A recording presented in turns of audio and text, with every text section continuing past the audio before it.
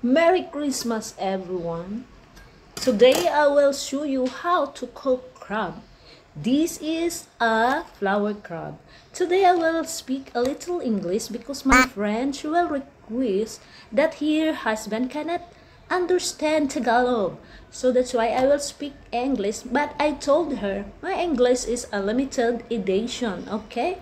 So limited edition means a few only, a few. So these two crabs, if you are not a big eater, so divided into four, so per person can eat. But if you are a big eater, okay, you can eat all.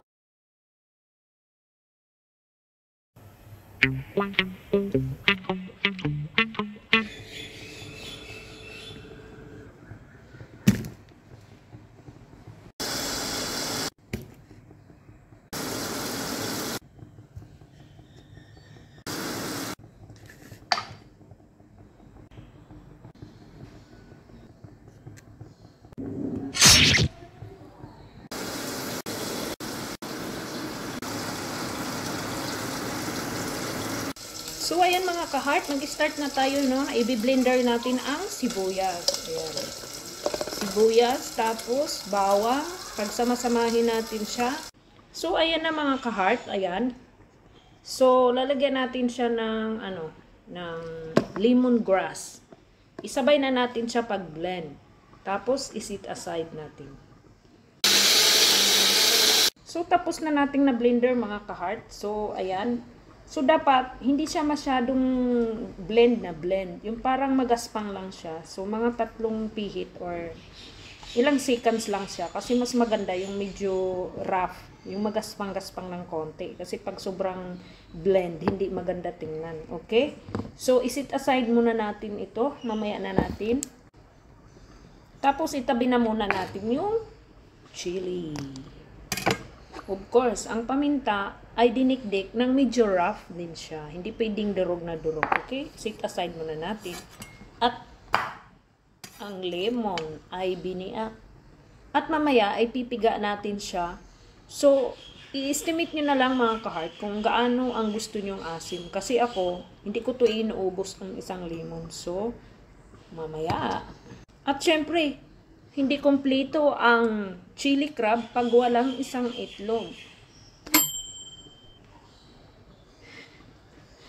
So mga ka-heart, umpisahan na natin i-blanch ang ating crab. Ayan, i-blanch na natin ang ating crab. Nung natin siya lagyan ng, ano ba yan?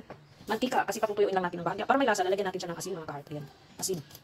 At huhulugan natin paminta. Pamintang buo na dinurog. Tapos tatakpan natin mga ka-heart. Ayan, tatakpan natin ng mga 10 minutes. Ay, 5 minutes lang pala.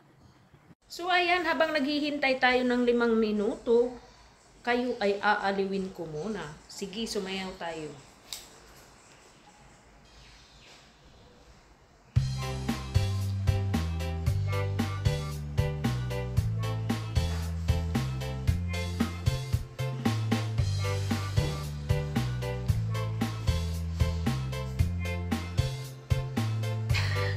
O, ayan na. 5 minutes na siya mga ka-heart. Tapos na ang 5 minutes. So, ayan na mga ka-heart. Ayan, tapos na natin siyang in-steam. So, isit aside na muna natin siya, okay? So, igigisa na natin siya mga ka-heart sa kunting mantika. So, ayokong masyadong mamantika, kaya kuntian lang natin. Painitin lang natin ng bahagya siya. Ayan. So, pagkatapos niyan, hindi na siya natapos. Igigisa na natin yung chili. Ayan, ginisa ko yung chili. Para maanghang-anghang. Ayan siya.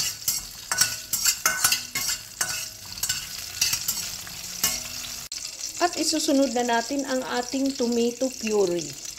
Yung blend natin kanina mga ka-heart. At lulutuin natin siya. Ayan. Ganyan lang siya. So, halu-haluin natin hanggang sa na siya, medyo magpula siya. So, ganun lang muna. Balikan natin yan. At huhulugan natin pala mga ka-heart ng chili powder or Kashmiri powder. Yung mas mapula kasi yung ganitong brand. Ayan. I-ano lang natin ng bahagya. Ayan siya. So, yan ang ginamit ko para mas mapula. Halo ulit. So, medium fire lang siya mga kahart. Ano ba yan? Nauutal ako. Kasi, alam mo naman, ang postiso nating ipin, baka mahulog. Hahaha. So, ayan na. Medyo luto na siya ng 5 minutes. So, lalagyan natin siya ng kunting light soy sauce. Tapos, susunod natin ang dark soy sauce. Dark soy sauce. Tapos, ketchup. Kunting ketchup mga kahart. Ayan. Kunting ketchup. Tapos, halo. Mikos. At ihulog na natin mga kahart ang ating pamintang durog.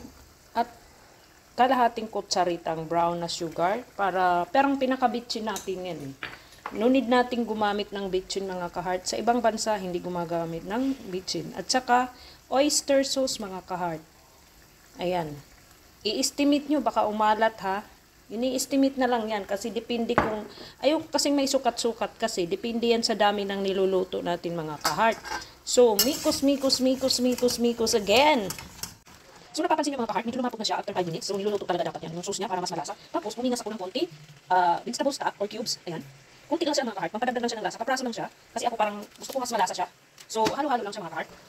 Tapos, babasagan natin siya ng itlog mga kahart. Ayan, ang itlog binasag na, ayan. So, nabasag na siya. Siyempre, basag na no? Mikos natin. Mikos mo ang itlog. Siyempre, nag-iba na. Tingnan mo na mga kahart. Nag-mix na siya, no? So, hinaan na natin siya ng apoy. Mahina na siya ng apoy, ayan. Kung napapansin nyo mga kahart, ayan, ipapakita ko sa inyo na malapit. Ayan, ang lapot na niya, di ba? Sauce pa lang, masarap na. So, ngayon, ilalagay na natin ang ating mga crab. Ayan, ilalagay na natin ang ating crab. Ayan, ilalagay na natin. Ayan siya. So, ayan na siya mga kahart. Ayan na yung finishing product natin, ano?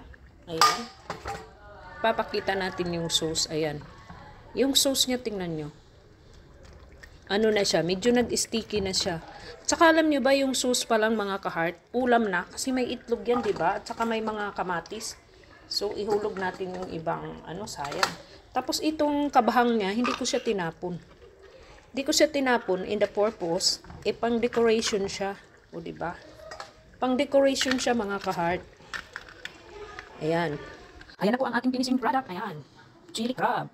Very famous in Singapore mga kahart. Napakasarap niya, promise. Kasi yung sauce niya, di ba nakikita niyo naman yung pagluluto kung paano. Ulam na, sauce pa lang. So, ayan, nilagay ko